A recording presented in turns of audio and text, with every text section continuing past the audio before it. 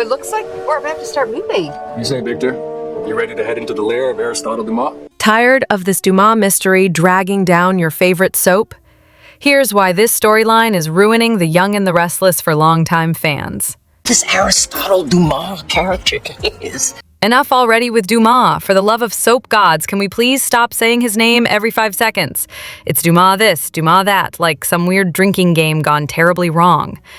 And now they've suddenly dropped the S in pronunciation, like that makes it any classier. Use a pronoun. He, him, his. Pick one and move on. Meeting Dumas in person for the first time after the man fired. Every time I hear Dumas, I physically cringe. Okay, sure, he finally spoke at the end of today's episode. Dumas, yes, I said it. The voice didn't sound familiar. It actually seemed young. Do you think that maybe Dumas is Tucker McCall? Still holding out hope that if it's not Tucker or the original Kane, maybe, just maybe, it'll be Bill Spencer from The Bold and the Beautiful. Crossovers happen, and he's got the money and power to stir up real drama. Because this Dumas storyline, total snooze fest. The characters have become outright dim-witted. What happened to sharp writing and actual intrigue? This might be the storyline that finally drives longtime viewers away. Also, what has happened to Adam? Once the devilishly handsome, ruthless heartthrob, now reduced to a soggy tissue since reuniting with Chelsea? Sorry, not sorry, Chelsea adds nothing to the show except an extra layer of boredom. She pitched a guaranteed to go viral publicity stunt to get a new company off the ground. Audra. Now she would be a spicy pairing, but no, we get Adam the wet noodle. And where is Adam in this train story? Why is it always useless Billy and smug Nick in the spotlight? Adam deserves that screen time.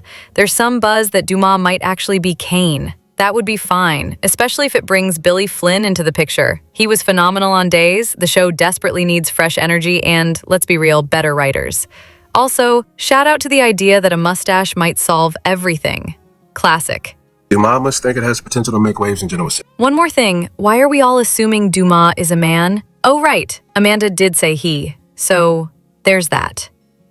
Want to avoid wasting hours catching up on Young and the Restless? Don't start watching before you hear this recap first. Want a quick catch-up on the last 2 months of Young and the Restless? Here's the lowdown on what you've missed. Spoiler, not much, but with plenty of dramatic flair. Last you remember, Diane finished redecorating the Abbott mansion, Claire and Kyle said, "I love you," Victor hired Audra to seduce Kyle, Amy started cancer treatment, Jack uncovered Victor's mole at Jabot, and Aristotle Dumas' identity was still a mystery. Since then, Diane basically gave the Abbott house a facelift. Mostly the same, except the couch now has stripes. Every Abbott family member got multiple scenes reacting to this earth-shattering update. Chelsea and Sally ditched their fashion careers to become COOs at rival media companies of their boyfriends.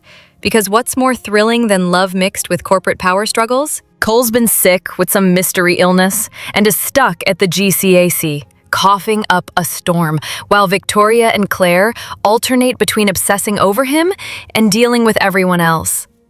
Claire threw a strange birthday party for Nikki, where Victor showed up and gifted her a Ferrari. The party was supposed to get Victor to approve Kyle, but Kyle ended up signing some money or leave town deal with Victor. If Victor really wanted to punish Kyle, he'd just make him shave his head. We can't help it. I miss my wife. Mariah's hiding something bad.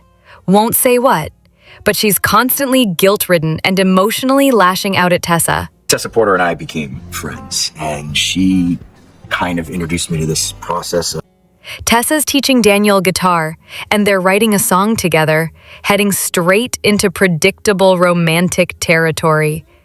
Meanwhile, Aristotle Dumas is the hottest mystery in town, mentioned so often it's practically a drinking game. One more curious thing to add to the mystique of the elusive Mr. Dumas. Yet the big reveal is still nowhere in sight. You're not trying to be my friend, okay? You called me here because you want something. Phyllis is more desperate than ever, scrambling for a job since Daniel bailed and holding grudges against the Newmans, Abbotts, and Sally. Sally and Chelsea are shadows of their former selves. Sharon's trying to get a straight answer from Nick about his feelings, but he keeps giving vague, non-committal responses. Classic soap drama. Summer left abruptly for Milan and is set for a recast down the line. Adam and Chelsea? Still stuck in boring, repetitive storylines. Jax apparently upset someone. Amy is still fighting cancer while being ridiculously thankful for her support network. And Holden is lurking around bars. So yeah, lots of talk about Dumas, a striped couch, mysterious secrets no one wants to explain, corporate drama that barely registers, and romantic tension building with no immediate payoff. Bottom line, Diane's couch update is the biggest plot twist. Everything else is classic soap stagnation with a splash of melodrama. Here's the ugly truth the writers don't want you to know about Audra's role on Young and the Restless and why it's all falling apart. I'm honestly disgusted with what the Young and the Restless is doing to Audra. First, she was basically pimped out by Tucker, and now Victor is doing the same. For once, she had a pairing that actually worked, with Nate. They had real chemistry and potential. But no, she's forced back into being the town mattress, this time for Kyle, who is arguably one of the least appealing leads the show has ever pushed. The obsession with Kyle and Claire is ruining everything. Summer had a successful relationship and got written off just to make room for this awkward, creepy Claire and Kyle nonsense.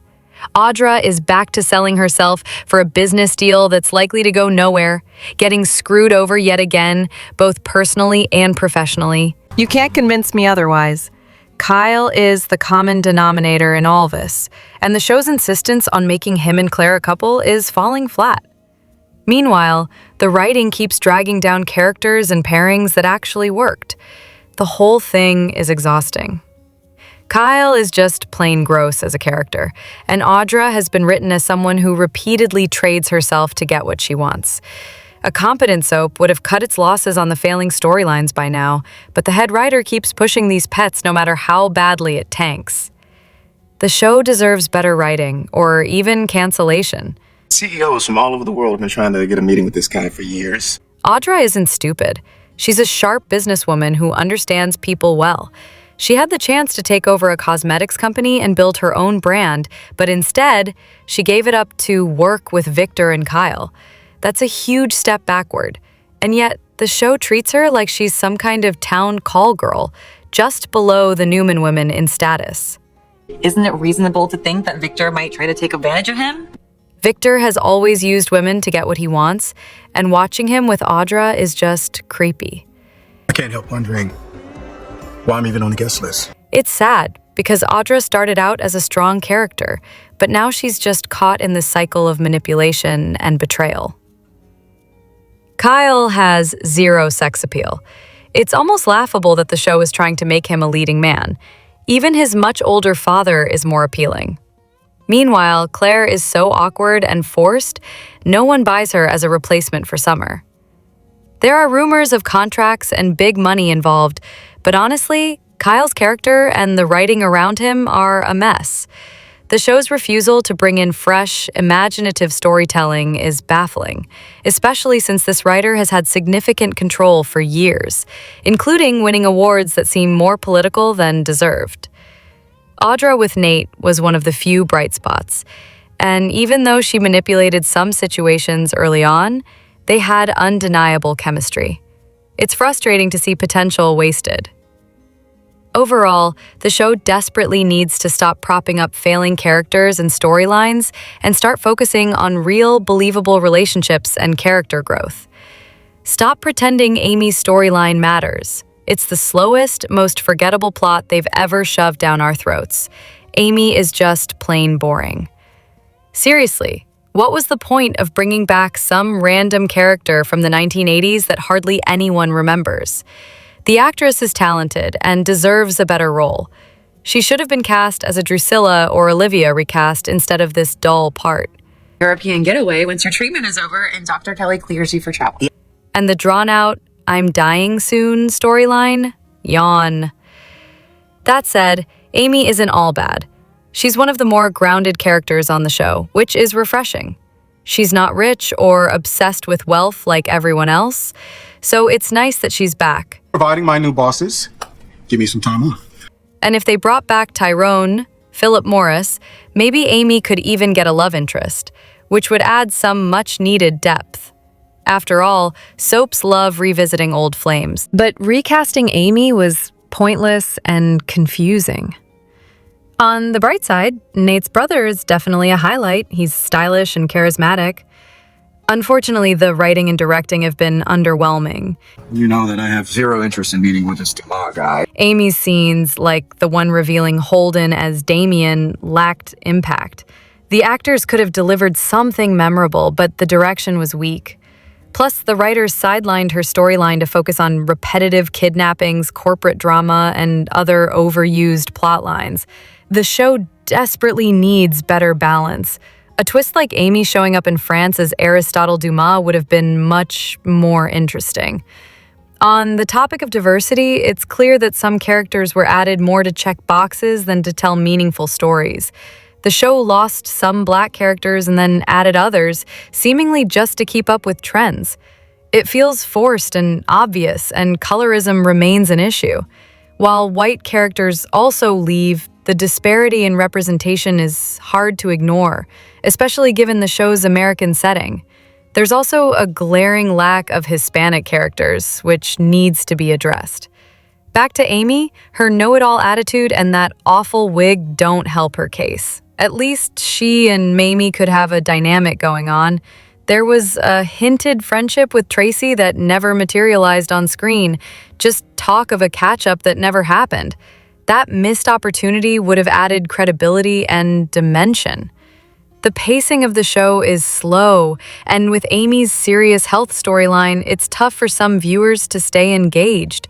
That said, the actress is talented, and the concept could be compelling if done right. Just telling Damien how exciting it is that this man who's kept a secret of his identity for so long. If Amy turns out to be Dumas, that would be a great plot twist. Regarding the wig, if Amy is undergoing treatment, it's understandable she wouldn't have a perfect one. But if it stays this bad for too long, it becomes distracting. It feels like the production didn't put in much effort. Characters like Damien, Amy, and Holden currently lack chemistry or interesting storylines. Most of the scenes are set in the same location, making everything feel repetitive. The show could benefit from investing more in story and production rather than these underwhelming characters. In short, Amy is forgettable and her storyline adds little to the show. Moving her to the GC feels like just another snooze fest. Hopefully, things pick up soon. Okay. All right, you're feeling numerous to learn any other. Another favorite characters on the path. I am billion to avoidment side and a pan favor. Think your favorite soap character's age makes sense? Think again. Here's why the actors' real ages completely wreck the timeline. When it comes to soap operas, the ages of characters and the actors playing them often don't match, and no one seems to care. Sometimes people complain that an actor is either too young or too old for their role, but really, ages in soaps are more like rough suggestions. Take, for example, Billy Flynn, who's currently 40. When his character Kane was introduced back in 2007, Flynn was only 22. So are we supposed to imagine a 22-year-old playing a character who's supposed to be much older? Apparently, yes. Just sent me these social media posts speculating his, identity. This debate about actor age versus character age has been going on forever, but in soap operas, consistency isn't really a priority. For some viewers, though, believability matters. I just cannot get over the fact that my rebellious teenage son... Kane, for instance, was pretending to be in his 60s when he first appeared. Now suddenly he's in his 40s? That's a stretch. Some people refuse to accept that a 50-year-old actor can convincingly play a 70-year-old character, especially when the character supposedly has adult children barely a decade younger. It just doesn't add up visually. And it's not just Kane. Characters like Tucker have undergone sudden age reversals too. One minute he's the same age as his contemporary Jill, the next he's somehow younger. When writers do this without using makeup or other visual tricks to age or de-age actors, it's hard to buy into the story. This one's more like a, who is it? But Changing a character's age by 20 years overnight and expecting viewers to go along, that's classic soap opera magic.